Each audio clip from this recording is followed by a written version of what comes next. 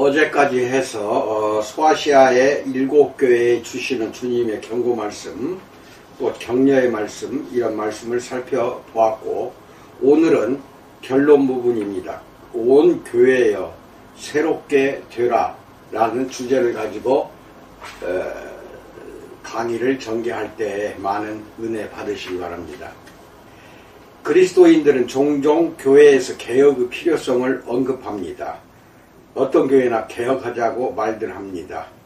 또는 초대교회로 돌아가야 한다고 외쳐댑니다. 그렇다면 어떤 개혁이 성경에 부합하는 진정한 교회 개혁일까요? 국지적인 차원에서 잠시 그리스도인들의 마음을 고무하는 데 그치지 말고 세계적인 차원에서 온 교회의 영적 부흥이 다시 일어나는 것을 의미할까요? 오늘날 새로운 개혁이란 또 무엇을 의미할까요? 무엇이 변화되어야 할까요? 그런 부흥이 일어나게 하려면 어떻게 해야 할까요? 다른 무엇보다도 교회는 내가 거룩하니 너희도 거룩할지어다. 베드로전서 1장 16절에서 말씀하는 주님의 명령에 복종하려고 노력해야 합니다. 하나님의 백성은 세상과 어울리려는 어리석은 행위를 중단하고 자신들의 죄를 처리하는데 진지한 관심을 더욱더 기울여야 마땅합니다. 오늘날 정치와 편들어서 정치적으로 나가는 장로들, 목사들, 그래서 코로나가 더욱더 번지게 만드는 역사적으로 아주 치욕스러운, 하나님이 보시기에도 정말로 분노스럽고 증오스러운 일들 많이 벌리고 있습니다. 하지만 우리는 주님의 명령에 반드시 복종하려고 노력해야만 합니다. 하나님의 백성은 세상과 어울리는 어리석은 행위를 당장 중단하고 자신들의 죄를 처리하는 데 진지한 관심을 기울여야 마땅한 것입니다. 그것이 주님이 원하시는 개혁입니다. 교회는 세상과의 타협을 배제하고 죄를 일관되게 꾸짖으며 건전한 신학과 개인적인 경건을 촉구하고 그리스도에 대한 헌신적인 사랑을 추구해야 마땅합니다. 교회가 절실히 필요로 하는 개혁은 새로운 전략이나 방침을 세우는 것에서 비롯하지 않습니다. 교회를 21세기 관점에 부합하게 만들기 위해 혁신적인 방법론을 개발하거나 멋진 비전을 제시하려고 애쓸 필요는 없습니다. 사실 교회는 새롭고 기발한 해결책을 요하는 특별한 문제에 직면해 있지 않습니다. 사탄의 전략은 바뀌지 않았습니다. 우리는 사탄의 계책을 모르지 않습니다. 고린도후서 2장 11절. 사탄은 오늘날에도 1세기와 똑같은 방법으로 교회를 공격합니다. 바뀐 것이 있다면 교회가 세상과의 타협을 일삼고 거짓 가르침을 받아들이기를 좋아하게 되었다는 것입니다.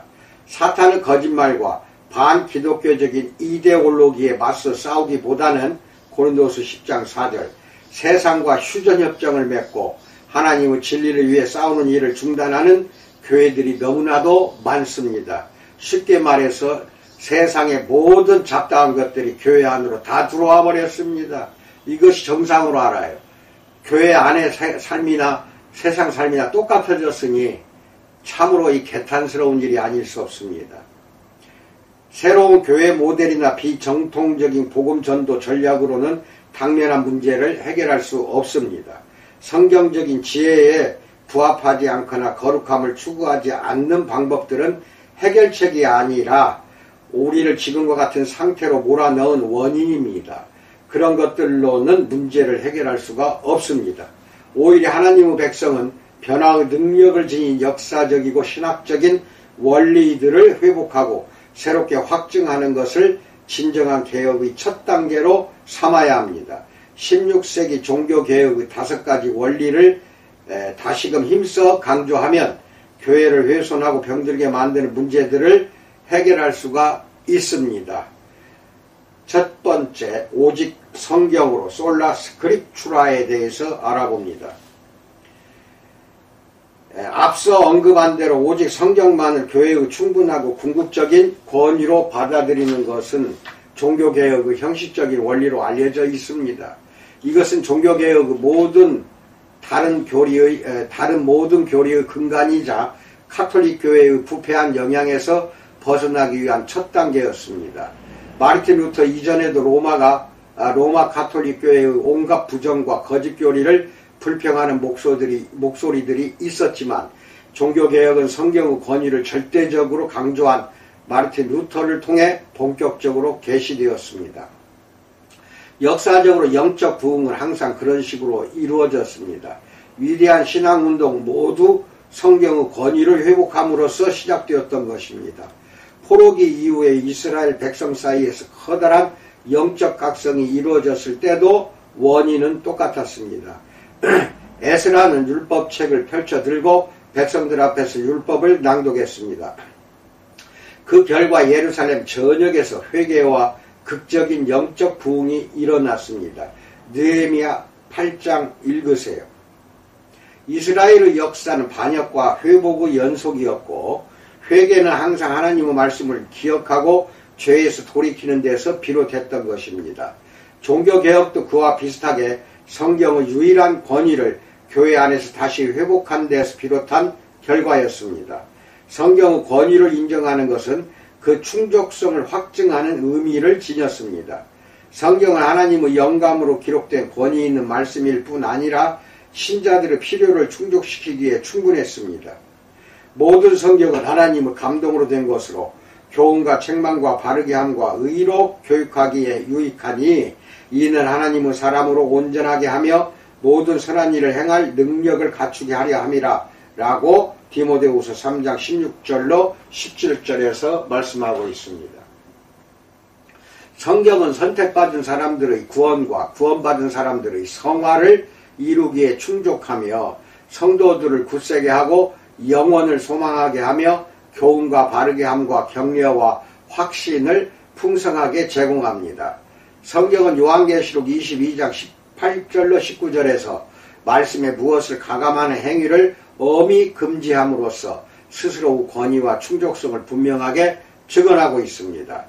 내가 이 두루마리의 예언의 말씀을 듣는 모든 사람에게 증언하노니 만일 누구든지 이것들 외에 더하면 하나님이 이 두루마리에 기록된 재앙들을 그에게 더하실 것이요 만일 누구든지 이 두루마리의 예언의 말씀에서 제하여 버리면 하나님이 이 두루마리에 기록된 생명나무와 몇 거룩한 성에 참여함을 제하여 버리시리라. 생명나무와 및 거룩한 성에 교회의 유일하고 충족하고 궁극적인 권위인 성경에 무엇을 더하거나 빼거나 편집해서 개정하는 행위는 절대로 용납될 수 없습니다. 성경의 권위와 충족성에 새롭게 관심을 기울인다면 오늘날의 교회에 어떤 변화가 일어날지 상상해 보십시오. 높은 학식을 자랑하며 비평적인 학문의 거짓을 믿는 이단들이 큰 타격을 입을 것이요 스스로 하나님의 말씀을 판단하는 자리에 올라앉아 성경을 문학, 동화, 우화에 지나지 않는 것으로 간주해서 말씀을 개인적인 취향과 사회적 관심에 따라 제멋대로 해석하는 사람들이 입을 다물게 될 것이며 기발하고 기괴한 신학사상에 관심을 기울이는 풍조가 교회에서 사라지고 성경적인 충실성과 건전한 교리와 충실한 성경 해석에 대한 관심이 새롭게 고조될 것입니다. 또한 오직 성경으로를 강조하면 주님으로부터 새로운 계시와 인상을 받았다면서 사람들을 속이는 사기꾼들이 요절날 것입니다. 하나님으로부터 사적인 메시지를 받을 수 있다는 미신은 교회 역사상 대대로 교회에 많은 악영향을 미쳐왔습니다. 사이비 기독교 단체들은 거의 모두 하나님으로부터 직접 계시를 받았노라고 주장하는 사람들에 의해서 설립되었습니다. 이보다 더 큰 폐해를 남기는 것은 거의 없습니다. 그런데도 계시가 계속된다는 믿음은 은사주의 운동의 특징으로 굳어졌고 그 영향이 교회에 광범위하게 미쳐 전 세계 그리스도인들 사이에 성경만으로는 충분하지 않다는 신념이 확산되고 하나님의 새로운 계시를 갈망하는 그릇된 관행이 생겨났습니다. 나는 이따금 텔레비전에서 기복신앙을 전하는 설교자와 신앙 치유자들을 지켜보곤 합니다. 그들의 가르침에는 하나의 일관된 흐름이 있습니다. 그들은 대부분 1인칭 대명사를 즐겨 사용하는 경향이 있습니다. 그들은 연단 위를 힘주어 오가면서 주님이 이것을 내게 말씀하셨다. 주님이 저것을 내게 보여주셨다.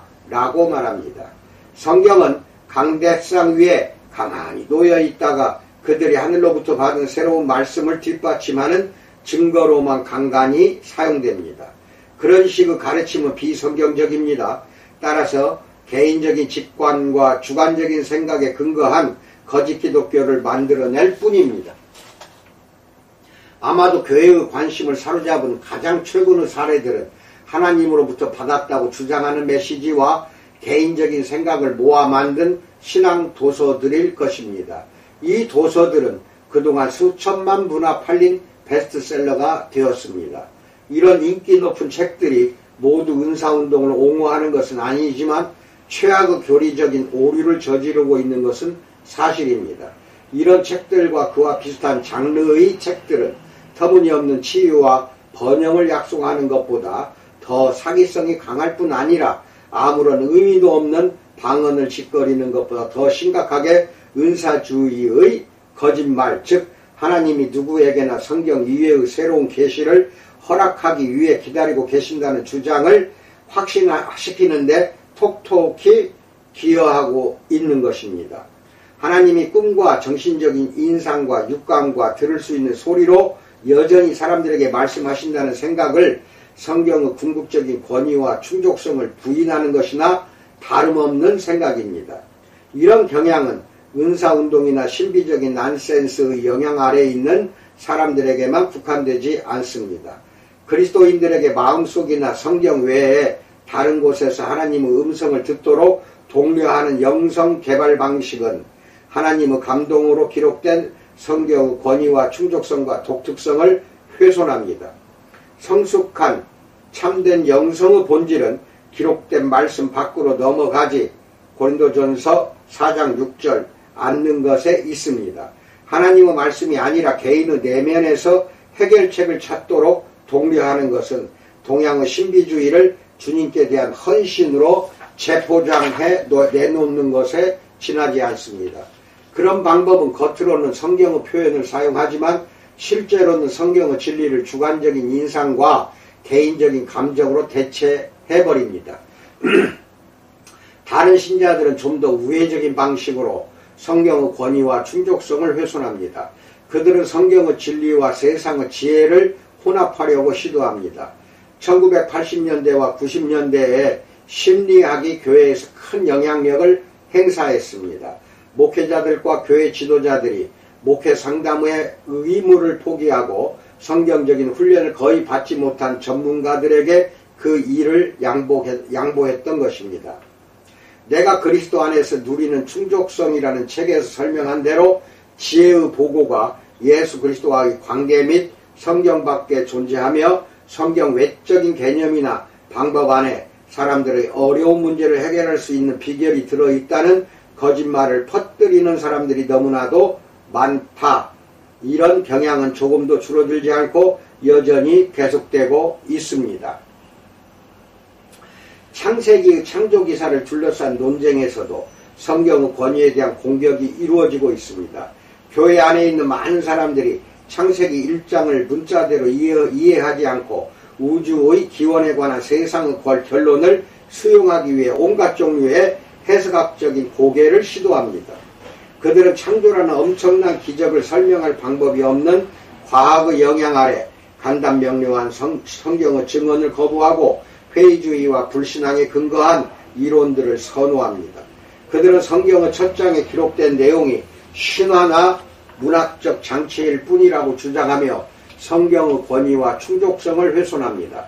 창세기를 믿지 않는데 어떻게 성경의 다른 내용을 절대적으로 신뢰할 수 있겠습니까? 오늘날 교회 안에 만연된 거짓교리들과 잘못된 수단들 가운데 성경의 권위와 충족성을 타협하는 데서 직접 비롯한 것들이 얼마나 많은가를 생각하면 참으로 놀라움을 금할 수 없습니다. 오직 성경으로 라는 원리를 새롭게 회복하면 하나님을 대변한다고 주장하지만 실제로는 그분의 말씀을 판단하는 사람들의 입을 다물게 만들 수 있고 꿈 이야기를 기록한 책들이나 허구적인 이야기를 하나님의 계시라고 주장하는 것들을 척결할 수 있으며 성경적인 진리를 세상의 오류와 혼합시키려는 자들의 영향으로부터 교회를 보호할 수 있습니다. 성경의 권위와 충족성과 명확성을 다시금 굳게 확신하는 것이 교회로부터 해로운 불순물을 제거하고 사탄의 부패한 영향으로부터 보호를 제공하기 위한 첫 출발점입니다. 두 번째, 오직 믿음으로 솔라 피데에 대해서 알아봅니다. 오직 믿음으로 의롭다 하심을 받는다는 교리는 복음의 핵심입니다. 의식적으로든 무의식적으로든 오직 믿음으로를 거부하면 은혜로 구원받는다는 것을 부인하고 행위를 앞세우는 결과를 낳게 됩니다. 선행은 죄인이 받아야 할 징벌을 없애는데 아무런 역할도 하지 않습니다. 바울 사도는 칭의의 본질을 논하면서 죄인이 구원받을 수 있는 희망은 자기 자신의 의로운 행위가 아니라 오직 믿음으로 얻는 의를 통해서만 발견될 수 있다고 설명했습니다. 로마서 4장 5절로 8절에서 이를 아니할지라도 경건하지 아니한 자를 의롭다 하시는 이를 믿는 자에게는 그의 믿음을 의로 여기시나니 일한 것이 없이 하나님께 의로 여기심을 받는 사람의 복에 대하여 다윗이 말한 바 불법이 사함을 받고 죄가 가리어짐을 받는 사람들은 복이 있고 주께서 그 죄를 인정하지 아니하실 사람은 복이 있도다라고 말합니다. 믿음만이 하나님과 올바른 관계를 맺게 해주는 수단입니다. 이스라엘의 희생제도는 죄인들을 구원할 수 없었습니다. 하나님은 이사야 선지자를 통해 나는 황소와 양과 염소 피를 기뻐하지 않는다 라고 말씀하셨습니다. 믿음은 항상 하나님의 구원 계획의 토대였습니다. 성경은 이스라엘의 족장 아브라함이 그의 경건한 행위 때문에 구원받았다고 말씀하지 않습니다. 성경은 창세기 15장 6절에서 아브라함이 여호와를 믿으니 여호와께서 이를 그의 의로 여기시고 라고 말씀합니다. 신약 성경의 저자들은 종종 이 구절을 인용해 이신칭의의 교리를 옹호했습니다. 로마서 4장 9절, 갈라디아서 3장 6절, 야고보서 2장 23절 보세요. 아브라함은 선행으로 구원받지 않았습니다. 그 누구도 선행으로 구원받을 수 없습니다. 바울은 갈라디아 신자들에게 만일 누구든지 너희가 받은 것 외에 다른 복음을 전하면 저주를 받을지어다 라고 갈라디아서 1장 9절에서 말했습니다. 바울이 말한 저주받을 이단 사상은 다름 아닌 행위로 구원받는다는 거짓 복음이었습니다. 로마 가톨릭 교회는 입으로만 믿음의 중요성을 강조할 뿐 실제로는 행위의 의와 의식의 공로에 근거한 교리를 주장하고 있습니다. 사실 역사상의 모든 거짓 종교들이 지니는 공통점은 인간의 업적이 의롭다함을 받는 공로가 될 수 있다고 주장한 데 있습니다. 그러나 바울은 만일 은혜로 된 것이면 행위로 말미암지 않음이니 그렇지 않으면 은혜가 은혜되지 못하느니라 라고 로마서 11장 6절에서 말했습니다. 오직 성경적인 기독교만이 죄인의 칭의가 믿음을 통해 전적으로 하나님의 사역에 의해서만 이루어진다고 가르칩니다. 그러나 앞서 말한 대로 오늘날 미국 개신교 신자들 가운데 믿음으로 구원받는다고 믿는 사람이 절반도 채 안 됩니다. 그들은 다양한 형태의 거짓 복음과 거짓 개념에 현혹되어 있습니다. 오직 믿음으로의 교리를 굳게 붙잡지 않으면 교회를 오염시키는 두 가지 오류, 즉 에큐메니즘과 값싼 신앙주의를 부추기는 결과를 낳게 됩니다. 신자들은 너무 오랫동안 복음주의 교회와 부패한 거짓 복음의 옹호자들 사이에서 영적인 공통점을 찾으려고 시도했습니다.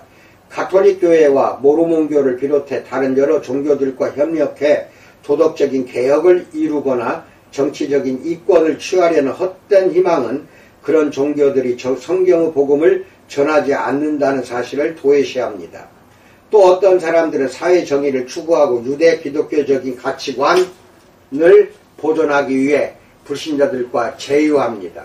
그런 식의 에큐메니즘은 그 자체만으로는 복음의 오염이나 타협을 초래하지는 않습니다. 그러나 그런 일에 종사하는 사람들은 협력관계를 맺은 사람들이 기만적이고 거짓된 가르침을 전할 경우에는 그것을 기꺼이 지적할 수 있어야 합니다. 침묵을 지키는 것은 참된 교회와 거짓 교회를 구분하는 중요한 교리적 입장을 모호하게 만드는 결과를 낳습니다. 안타깝게도 정치적인 영향력을 확보하기 위해 에큐메니즘에 동참하는 복음주의자들은 협력관계를 깨뜨릴 것을 우려해 복음의 중요한 진리들을 강조하기를 꺼려합니다. 그런 침묵은 곧 죄입니다. 하나님의 백성은 바울이 고린도후서 6장 14절로 16절에서 한 말을 명심해야 합니다. 그는 너희는 믿지 않는 자와 멍에를 함께 매지 말라. 의와 불법이 어찌 함께하며 빛과 어둠이 어찌 사귀며 그리스도와 벨리알이 어찌 조화되며 믿는 자와 믿지 않는 자가 어찌 상관하며 하나님의 성전과 우상이 어찌 일치가 되리오라고 말했습니다. 그 대답은 당연히 그럴 수 없다입니다. 복음의 명확성을 밝히 드러내려면 거짓 종교와 연합함으로써 성경의 교리들을 모호하게 만드는 일을 절대 해서는 안 됩니다. 그리스도인들은 참된 복음과 사탄의 거짓말을 더 이상 조화시키려고 해서는 안 됩니다. 교회는 다른 종교들 안에서 진리의 요소들을 찾으려고 애쓰기보다는 행위를 강조하는 거짓 복음이 사람들을 지옥으로 이끌고 있다는 사실을 담대하게 드러내 보여야 합니다. 바울은 갈라디아서 5장에서 믿음의 행위를 더해야만 구원을 받을 수 있다고 주장하는 자들을 용납함으로써 복음을 타협하는 사람을 그리스도에게서 끊어지고 은혜에서 떨어진 자라고 일컬었습니다. 4절. 오직 믿음으로의 원리를 다시금 굳게 붙잡으면 성경적인 복음의 독특성을 확증할 수 있을 뿐 아니라 행위로 의로워진다는 거짓 복음으로부터 교회를 보호할 수 있습니다. 또한 이신칭의의 교리를 굳게 붙잡지 않은 탓에 값싼 신앙주의 이지 빌리비즘이 교회 안에서 활개를 치는 결과가 초래되었습니다. 성경의 가르침에 따르면 선행은 칭의에 아무런 기여도 하지 않습니다. 그러나 의로운 행위는 구원의 결과로서 나타나는 본질적인 현실에 해당합니다. 바울은 에베소서에서 너희는 그 은혜에 의하여 믿음으로 말미암아 구원을 받았으니 이것은 너희에게서 난 것이 아니요 하나님의 선물이라. 행위에서 난 것이 아니니 이는 누구든지 자랑하지 못하게 함이라. 우리는 그가 만드신 바라 그리스도 예수 안에서 선한 일을 위하여 지으심을 받은 자니 이 일은 하나님이 전에 예비하사 우리로 그 가운데서 행하게 하려 하심이니라 라고 2장 8절로 10절에서 말했습니다. 구원은 순전히 믿음으로 받지만 그로 인한 즉각적인 변화는 의로운 태도와 행위를 통해 입증됩니다. 값싼 신앙주의라는 거짓 복음은 삶을 변화시키는 성령의 사역을 입증하는 증거를 요구하지 않습니다. 그것은 믿음을 단지 하나의 행위로 간주할 뿐 회개나 변화를 입증하는 그 이상의 증거가 필요하다고 생각하지를 않습니다. 결국 값싼 신앙주의는 중생이 인간의 결단에 의해 이루어진다는 주장에 지나지 않습니다. 이것은 행위로 의롭다함을 받는다는 주장만큼이나 치명적입니다. 나는 몇 년 전에 주님 없는 복음에서 이렇게 말했습니다. 현대 복음주의는 결신, 통계, 강단의 부름, 속임수, 미리 짜인 각본에 따른 연출, 설득, 감정의 조종은 물론 심지어는 위협까지도 서슴지 않는다. 현대 복음주의 메시지는 값싼 신앙주의와 지나치게 단순화한 호소들로 이루어진 불협화음을 내고 있다. 불신자들은 마음속으로 예수님을 받아들이고 그분을 구주로 영접하거나 복음의 사실들을 믿기만 하면 된다는 말을 듣는다. 물론 예수님을 믿는다고 고백했지만 그 믿음이 행위에 아무런 영향도 미치지 못한 수많은 사람들의 삶에서 확인할 수 있는 대로 그 결국은 처참한 실패뿐이다. 얼마나 많은 사람이 구원받지 못했는데도 구원받았다고 착각하고 있는지를 그 누가 짐작이나 할 수 있겠는가? 라고 말합니다. 값싼 신앙주의는 양심의 소리를 묵살하고 거짓 확신을 부추깁니다. 오늘날 한때 감정적으로 그리스도를 영접하기로 결심했거나 영접의 기도를 드렸다는 이유로 천국에서 영원히 살 것이라고 기대하는 사람들이 너무나도 많습니다. 그들도 스스로 경건한 행위를 믿는 사람들과 더불어 장차 주님으로부터 마태복음 7장 23절에서 내가 너희를 도무지 알지 못하니 불법을 행하는 자들아 내게서 떠나가라 라는 두려운 말씀을 듣게 될 것입니다. 야고보는 야고보서 2장 26절에서 행함이 없는 믿음은 죽은 것이니라 라고 분명하게 말씀합니다. 그는 값싼 신앙주의의 생명 없는 공허한 믿음이 하나님의 존재 앞에서 두려워 떨지만 심판을 받을 수밖에 없는 귀신들의 믿음과 조금도 다르지 않다고 19절에서 말했습니다. 야고보에 따르면 그런 믿음은 20절에서 헛됩니다. 오직 믿음으로의 원리를 다시금 굳게 붙잡고 죄인을 의롭게 하는 참된 믿음, 곧 그리스도께서 이루신 사역을 믿을 뿐 아니라 변화된 삶의 증거를 통해 확실하게 입증된 믿음을 올바로 이해한다면 값싼 신앙주의라는 거짓 복음과 그것을 통해 교회 안에 뿌려진 그릇된 확신이 설 자리를 잃게 될 것입니다. 세 번째, 오직 은혜로 솔라 그라티아에 대해서 알아봅니다. 성경은 인간이 믿음을 죄인의 행위에 의한 공로로 왜곡시킬 것을 예상하고 오직 믿음과 하나님의 은혜로만 의롭다 하심을 받을 수 있다고 가르쳤습니다. 카톨릭 신자들은 자신들의 종교의식을 구원의 수단으로 간주하고 교만한 사람들은 하나님을 믿어 구원받는 것을 자신의 공로로 치부합니다. 그러나 오직 은혜로 라는 원리는 하나님의 영광스러운 은혜 외에 다른 무엇을 구원의 근거로 삼으려는 시도를 모두 거부합니다.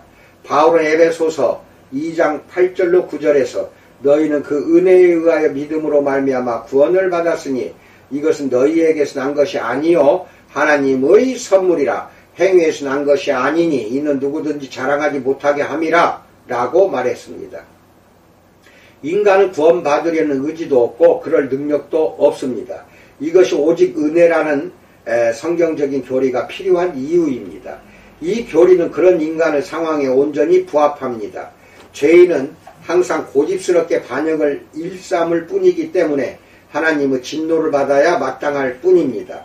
로마서 3장 23절에서 모든 사람이 죄를 범하였음에 하나님의 영광에 이르지 못하더니라는 말씀대로 하나님 앞에서 죄인이 아닌 사람은 아무도 없습니다.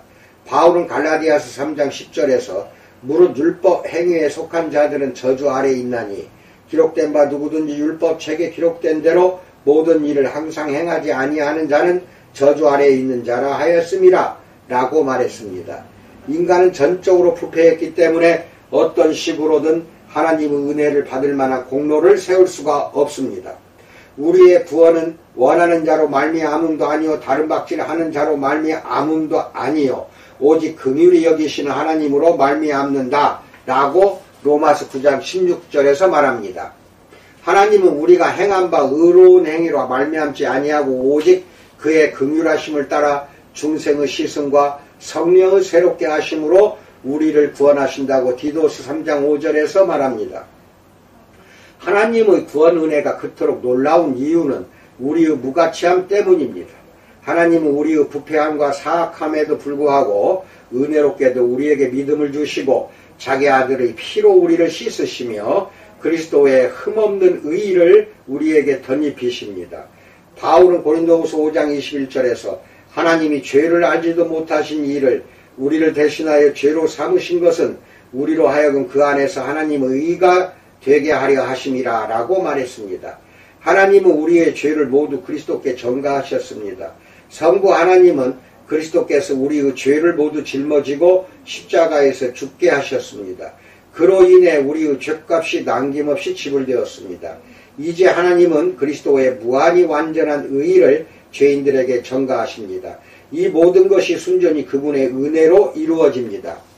그러나 오늘날의 대다수 교회들은 메시지나 복음 전도를 위한 전략 안에 은혜를 가장 우선적인 요소로 포함시키지 않습니다.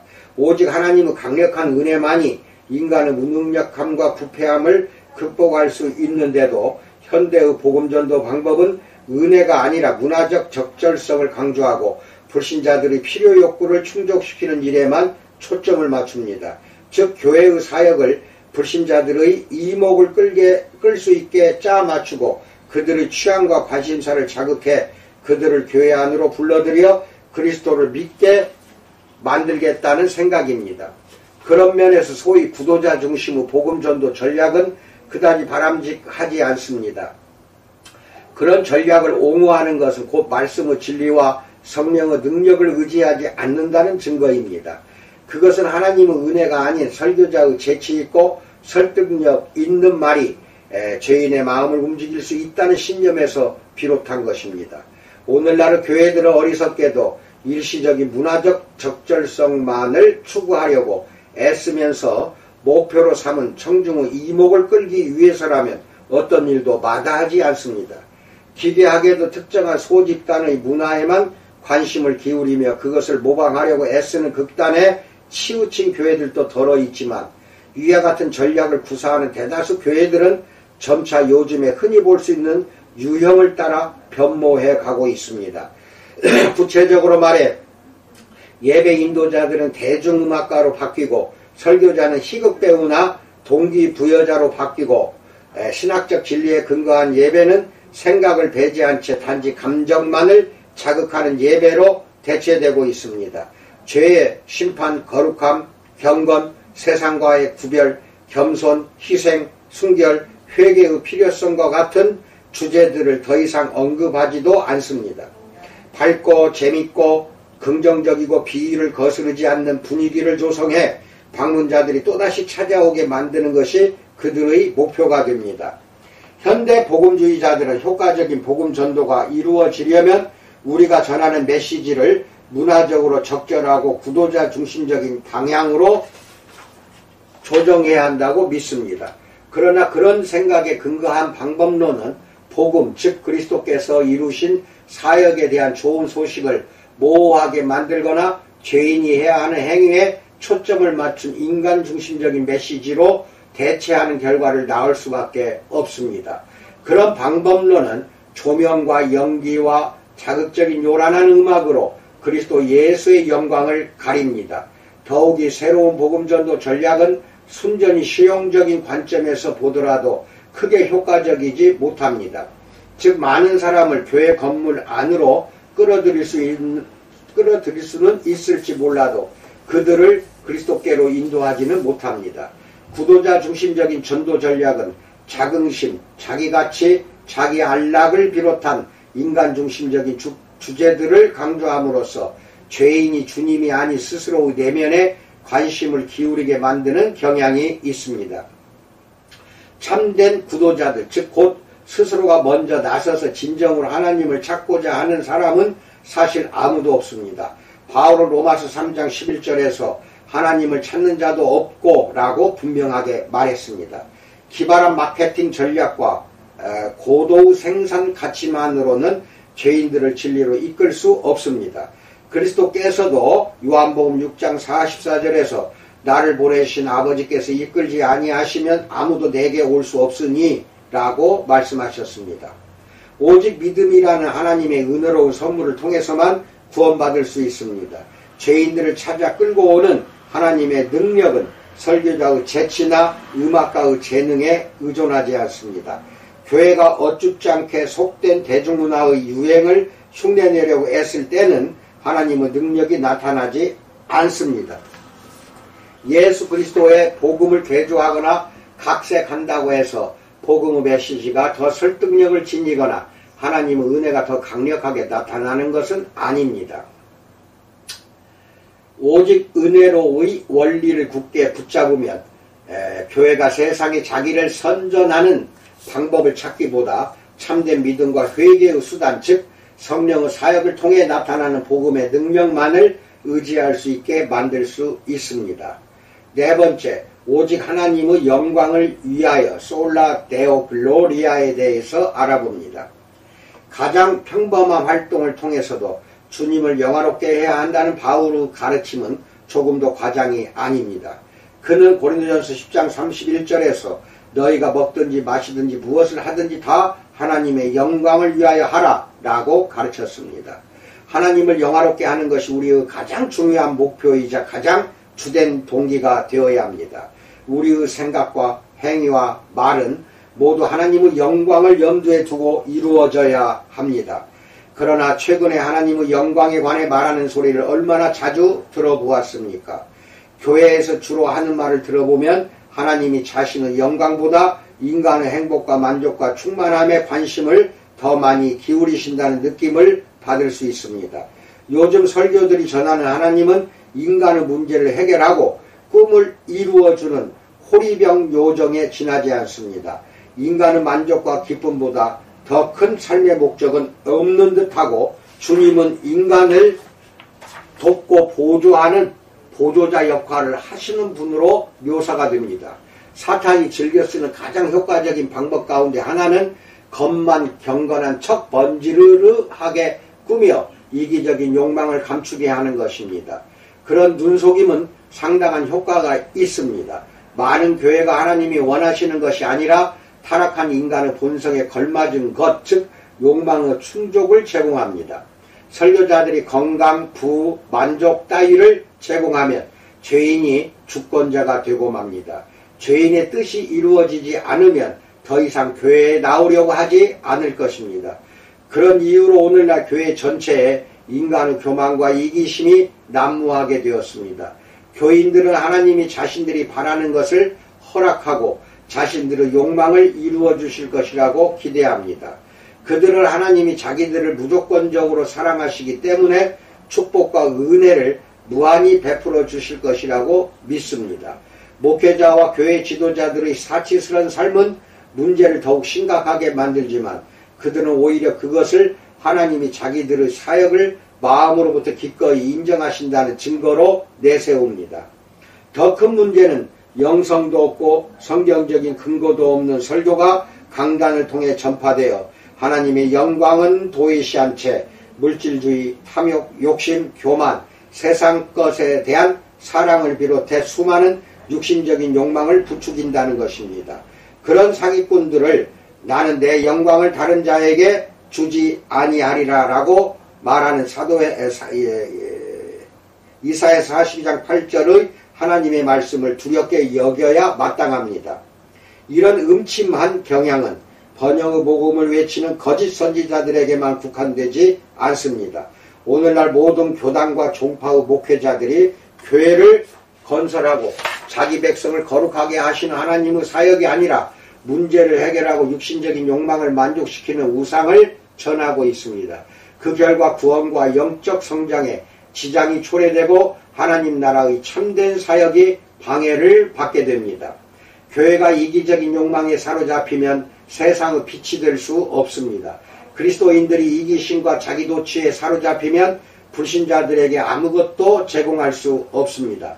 하나님의 백성은 자기에게서 눈을 돌려 하나님을 바라보고 그분의 완전한 속성들과 지극한 거룩하심과 인간의 거듭된 실패에도 불구하고 결코 멈추지 않는 그분의 은혜로운 사랑을 생각해야 합니다. 하나님의 백성은 바울처럼 이는 만물이 주에게서 나오고 주로 말미암고 주에게로 돌아감이라 그에게 영광이 세세히 있을지어다. 아멘. 로마서 11장 36절에서 말한 것처럼 우리도 외쳐야 합니다. 하나님의 영광은 모든 신자의 삶을 지배하는 원리입니다. 그리스도인들은 이 결정, 이 행동, 이 대화, 내가 오늘 하고 있는 모든 일이 하나님을 영화롭게 하는가? 라고 묻는 습관을 길러야 합니다. 무엇을 하든지 그렇게 묻고 답한다면 우리 자신의 이기적인 욕망에 초점을 맞추려는 유혹을 피할 수가 있습니다. 삶의 모든 측면이 하나님의 영광을 목표로 한다면 이기적인 욕망을 채우려는 마음이 사라질 것입니다. 하나님의 영광은 그분이 하시는 모든 일의 궁극적인 목적입니다. 그것은 또한 나를 비롯한 모든 신자가 지향해야 할 삶의 목적이기도 합니다. 하나님의 백성은 자기 자신의 업적에 관심을 기울여서는 안 됩니다. 하나님의 백성은 하나님이 자기를 통해 모든 것을 이루셨기 때문에 오직 그분만이 영광과 존귀와 찬양을 받으셔야 한다고 생각해야 합니다. 5가지 원리의 대부분은 하나님께 영광으로 귀결됩니다. 그래야 마땅합니다. 왜냐하면 하나님의 영광을 드높이는 것이 개혁신학의 나머지 원리들을 떠받치는 토대이기 때문입니다. 그러나 나는 우리의 눈을 교회 안에 계시는 그리스도께 고정한 채로 처음 시작한 곳에서 마치고 싶습니다. 5번째, 오직 그리스도를 위하여 솔루스 크리스무스에 대해서 알아봅니다. 구원은 그리스도 안에서만 가능합니다. 그러나 오늘날에는 이 진리가 인기가 없습니다. 포스트 모던은 상대주의가 활기를 치고 있는 세상에서 예수 그리스도의 복음의 배타성을 강조하는 말을 듣고 싶어할 사람은 아무도 없습니다. 복음주의 개신교 신자를 자처하는 사람들조차도 이 진리가 논란의 여지가 많다고 생각하고 있습니다. 오늘날의 교회 안에는 복음이 죄인들의 비위를 거스르는 것을 원치 않는 사람들이 많습니다. 그들은 사람들이 복음을 잘못 생각하게 만들어선 안 돼, 사람들에게 지옥에 갈 것이라고 말해서는 안 돼 라고 생각합니다. 그들은 하나님의 말씀이 오류가 있을 수 있고 다양하고 광범위한 해석을 요구한다고 믿습니다.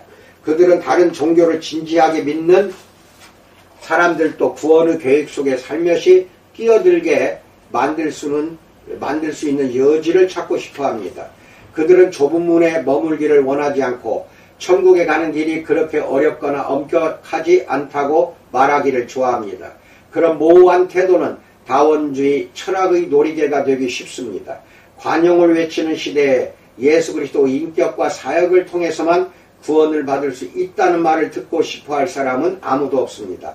그런 배타적인 주장은 절대적인 것을 믿지 않는 세상, 곧 내가 내 자신의 진리를 결정할 권리가 있다는 유치한 생각에 지배되고 있는 세상과 정면으로 상충됩니다. 그러나 교회가 그리스도에 관한 진리, 즉 하나님과 사람 사이의 중보자도 한 분이시니 그 사람이신 그리스도 예수라고 말하는 디모데전서 2장 5절 말씀과 다른 이로서는 구원을 받을 수 없나니 천하 사람 중에 구원을 받을 만한 다른 이름을 우리에게 주신 일이 없음이라고 말하는 사도행전 4장 12절을 굳게 붙잡지 않으면 죄로 눈이 먼 세상을 밝히는 빛이 될 수가 없습니다. 간단히 말해 예수 그리스도를 믿는 믿음만이 구원의 유일한 길이라고 말하지 않는다면 복음을 전하는 것이 아닙니다. 교회는 주님에 관한 이런 성경적인 진리들, 곧 내가 곧 길이요 진리요 생명이니 나로 말미암지 않고는 아버지께로 올 자가 없느니라 라고 말하는 요한복음 14장 6절 주님의 말씀을 충실하게 전함으로써 하나님을 거역하는 이 세상의 지상적인 교만과 종교적인 다원주의에 맞서야 합니다. 또한 교회는 그리스도께 온전히 헌신해야 합니다. 베드로는 너희 믿음의 확실함을 불로 연단하여도 없어질 금보다 더 귀하여 예수를 너희가 보지 못하였으나 사랑하는도다. 이제도 보지 못하나 믿고 말할 수 없는 영광스러운 즐거움으로 기뻐하니 라고 베드로전서 1장 7절로 8절에서 말했습니다. 하나님의 백성은 첫사랑을 버려서는 안됩니다. 교회들에게 보낸 주님의 편지에서 살펴본 대로 그것이 라오디게아 교회가 쇠락의 길로 처참하게 곤두박질치게 된 이유였습니다. 간단히 말해 영적 무기력과 타협과 부패와 배교에 치우치지 않을 수 있는 가장 효과적인 방법은 그리스도에 대한 사랑의 불길을 활활 타오르게 하는 것뿐입니다. 이것이 그리스도를 전하는 것이 선택이 아닌 필수 요소인 이유입니다. 그리스도를 전하지 않는 목회자들은 염소들은 멸망하게 만들고 양떼는 굶주리게 만듭니다. 나는 그레이스 커뮤니티 교회에서 미국의 어느 목사 이야기입니다. 거의 50년 동안 목회를 하면서 대략 그 절반의 시간을 복음서를 전하는데 할애했다. 서신서와 구약성경을 통해 예수님을 전한 것까지 합치면 한 주도 빼놓지 않고 영광스러운 주님의 인격과 본성을 다루었다고 말할 수 있다. 그리스도를 진정으로 사랑하려면 그분에 관한 계시를 온전히 알아야 한다. 그리스도를 뜨겁게 사랑해야만 교회의 생명이 유지되고 하나님 나라의 사역이 왕성하게 이루어질 수 있다. 나는 이 모든 것을 염두에 두고 그리스도를 성경에 계시된 대로 깊이 사랑하기 위해 짧은 진술문을 하나 만들었다. 이따금 그 내용을 읽으면 그분에 대한 사랑이 다시 뜨거워진다. 다른 사람들도 이 글을 읽으면 그분에 대한 사랑을 다시 불타오르게 만들 수 있을 것이라고 믿는다. 어느 목사의 그 진술문입니다. 낭독합니다. 우리는 그리스도를 사랑한다. 우리는 영원하신 성부와 영원하신 성령과 본질이 같으신 영원한 성자이신 그리스도를 사랑한다. 우리는 우주와 그 안에 사는 모든 것의 유지자이자 생명을 주는 창조주이신 그리스도를 사랑한다. 우리는 동정녀 에게서 나신 하나님은 아들이자 사람의 아들, 곧 온전한 신성과 인성을 지니신 그리스도를 사랑한다. 우리는 세상에 계실 때 하나님을 온전히 기쁘게 하셨고 믿음을 통해 은혜로 자기와 하나가 된 모든 사람에게 의를 덧입혀 주시는 그리스도를 사랑한다. 우리는 하나님이 기뻐 받으신 유일한 희생제물이자 하나님의 심판을 받아 죽음으로 자기 백성의 죄값을 모두 치르시고 그들에게 용서와 영생을 허락하신 그리스도를 사랑한다. 우리는 성부에 의해 죽은 자 가운데서 다시 살아나 속죄의 사역을 인정받고 부활을 통해 선택받은 백성의 성화와 영화를 가능하게 만들어 그들을 하늘의 처소로 안전하게 인도하시는 그리스도를 사랑한다. 우리는 성부의 보좌 앞에서 모든 신자들을 위해 중보기도를 드리시는 그리스도를 사랑한다. 우리는 하나님이 택하신 선지자요 제사장이요 왕으로서 진리를 전하시고 자기 교회를 위해 중보사역을 행하시며 자신의 왕국을 영원히 다스리시는 그리스도를 사랑한다. 우리는 장차 하늘에서 호련히 재림해서 교회를 공중으로 끌어올리시고 악인들에게 심판을 베푸시며 유대인들과 민족들에게 약속하신 구원을 허락하시고 세상의 천년왕국을 건설하실 그리스도를 사랑한다. 우리는 천년왕국의 통치 이후에 우주를 없애고 마지막으로 모든 죄인들을 심판해서 지옥에 보내고 나서 새하늘과 새 땅을 창조해 성도들께 함께 영원히 영광과 기쁨과 사랑을 나누실 그리스도를 사랑한다. 우리는 그런 그리스도를 사랑하고 전파한다. 우리가 그분을 사랑하는 이유는 그분이 먼저 우리를 사랑하셨기 때문이다. 라는 진술문입니다. 여러분도 이런 진술을 날마다 고백하십시오. 교회가 성경의 권위와 충족성을 굳게 믿으며 믿음을 통해 은혜로 의롭다 하심을 받는다는 메시지를 충실하게 전하고 하나님의 백성이 범사의 하나님을 영화롭게 하며 구주이신 예수 그리스도를 깊이 사랑하고 그분의 복음을 굳게 붙잡아야만 새로운 개혁과 부흥의 희망이 싹틀 수 있다. 라고 오늘까지 해서 소아시아 7교회에 대한 말씀을 모두 선포했습니다. 참으로 코로나 바이러스 하나만 가지고도 암담하고 암울하고 우리 하나님께서 속히 멈추게 해달라고 늘 기도하고 있음에도 불구하고 일부 목회자들과 장로들은 그 광장에 모여서 뭘 하자는 듯이 거기 모여가지고 이웃사랑하기를 포기한 자들처럼 온 이웃들 국민들에게 코로나를 전파하는 참으로 어리석고 참으로 속되고 참으로 비참한 행위와 정치적인 편향성에 치우쳐서 가담해가지고 어느 한쪽 정당을 지지하고 매달리고 그들을 위해서 노력하고 현재 정권을 끌어내리고 어떻게든지 없애버리려고 하는 그게 하나님의 뜻이냐는 겁니다. 그게 예수님의 뜻입니까? 오늘까지 해서 여러 가지 말씀했고 오늘 5가지 내용으로 여러분에게 16세기 종교개혁의 근간 뼈대를 다시 말씀드렸으니 이제 우리 모두는 교회가 개혁되기를 하나님께 울며 회개하며 기도하는 수밖에 없습니다. 오늘 나머지 하루의 시간도 우리 주님의 은총 속에서 평안히 잘 지내시기 바랍니다. 감사합니다.